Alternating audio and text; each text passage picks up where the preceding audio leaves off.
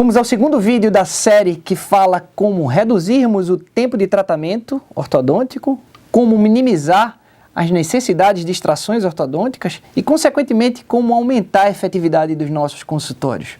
Particularmente, hoje eu vou falar sobre desgastes interproximais. E eu queria iniciar esse vídeo com uma pergunta. Quais os critérios para os desgastes interproximais? Quais os limites de desgastes? Ô Flávio, quanto eu posso desgastar de massa dentária de tal maneira que eu obtenha espaços suficientes para alinhar e nivelar os dentes do meu paciente sem causar injúrias à polpa, à câmara pulpar desse paciente, ok?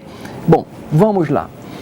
Acredita-se que na região posterior, entre segundo premolar e primeiro molar, a gente consiga desgastar meio milímetro, ok? Entre segundo premolar e primeiro molar, meio milímetro. Esse meio milímetro você vai tentar ser generoso, desgastando um tanto de segundo premolar, na distal do segundo premolar, e um tanto na mesial do primeiro molar, sendo generoso com os dois dentes, sem prestigiar um determinado elemento. Na região entre primeiro e segundo premolar, acredita-se que a gente obtém um espaço de também meio milímetro. Na região entre canino e primeiro premolar, mais meio milímetro. Ou seja, você consegue 1,5 milímetro por cada hemiarco na região posterior, de distal de canino a mesial de primeiro molar. É isso que eu acredito, sinceramente, e é isso que eu busco nos meus desgastes interproximais. 1,5 milímetro, como mostra o esquema. Na região posterior do outro lado, também 1,5 milímetro. Ok? Ok. Flávio, e na região anterior, quanto conseguimos de desgastes interproximais? Bom, sejamos bastante conservadores nessa região anterior.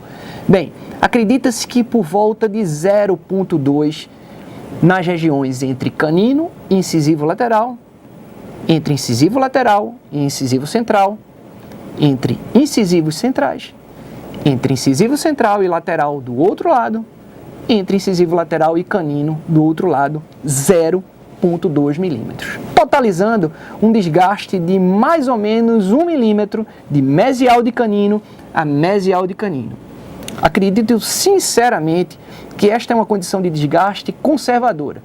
O que faz com que a gente, somando os desgastes que a gente pode obter no hemiarco inferior direito, no hemiarco inferior esquerdo e na região anterior, possamos atingir o máximo de 4 milímetros de desgaste. É isso que eu vou buscar quando eu opto pelos desgastes interproximais. Não mais do que isso. Se eu preciso ainda mais do que isso para nivelar meus dentes, não será apenas com desgaste, talvez vestibularização dos incisivos. E se os desgastes e as vestibularizações dos incisivos não são suficientes, sim, então realmente esse caso, antes de você optar pelo desgaste, é um caso para extrações, ok? A pergunta que não quer calar é: como fazer esses desgastes interproximais? Bem, eu estou aqui para dizer a minha verdade clínica, como eu utilizo e faço no meu consultório com resultados que eu acredito que sejam satisfatórios para mim e para o meu paciente e com segurança, principalmente com segurança.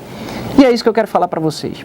Eu quero falar para vocês sobre a confecção de um guia que nós iremos fazer com um fio de aço 0,20 e esse guia ele tem o formato exatamente de uma chave para ativação de um aparelho móvel.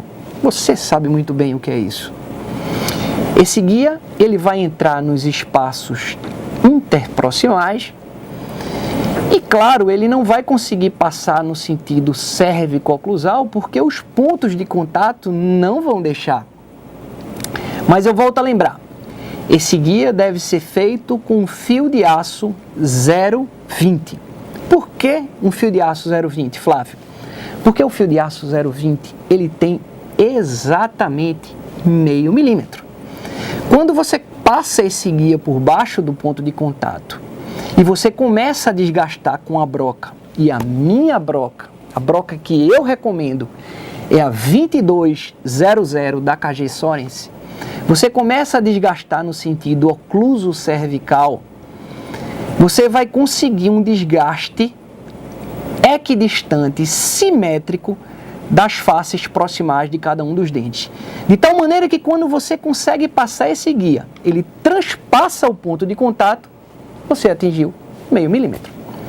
Qual o problema de você colocar um afastador e depois vir a desgastar com a broca?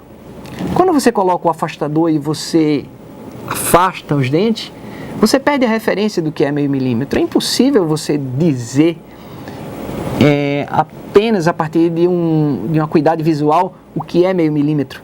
Então, o fio 0,20 ele é uma unidade de medida para você atingir meio milímetro de desgaste.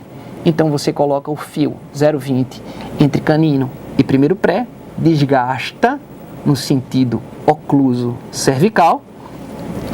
Depois que esse fio passa, você desgastou meio milímetro.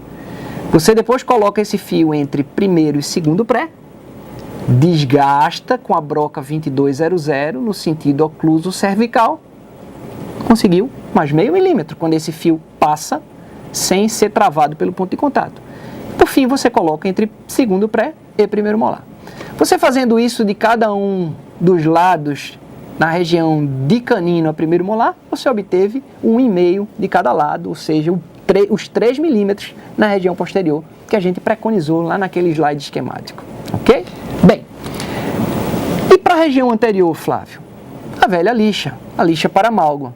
Só que, ao invés dela ser colocada, de ser lixada à mão livre, eu recomendo você pegar um porta-agulha, você trava essa lixa de tal maneira que esse porta-agulha venha a tocar nas bordas incisais e não deixe que essa lixa venha agredir o periodonto do paciente. Tá dando para entender? Ele é um stop e você vai passar de um lado para o outro sem agredir o periodonto do paciente. Não há qualquer risco de injúria sobre o periodonto do paciente. Um simples porta-agulha vai virar um stop, um gabarito para que você possa lixar a região anterior de mesial de canino a mesial de canino com segurança, sem qualquer injúria ao seu paciente. Bem, eu quero mais uma vez agradecer a sua atenção, um privilégio de ter você até aqui assistindo esse vídeo conosco. E mais 2 favores eu vou lhe pedir. Primeiro, deixe os comentários e eu tenho todo interesse em responder um a um deles no link abaixo, como também deixe seu endereço, seu e-mail, para que eu possa mandar uma versão expandida dessa aula, mais detalhada, mais aprofundada, se você quer saber mais sobre o conteúdo que acabamos de conversar. E para que eu possa também lhe mandar um terceiro vídeo da nossa série Como reduzir o tempo de tratamento ortodôntico, como minimizar a necessidade de extrações e como aumentar a efetividade nos nossos consultórios ortodônticos. Obrigado e até mais.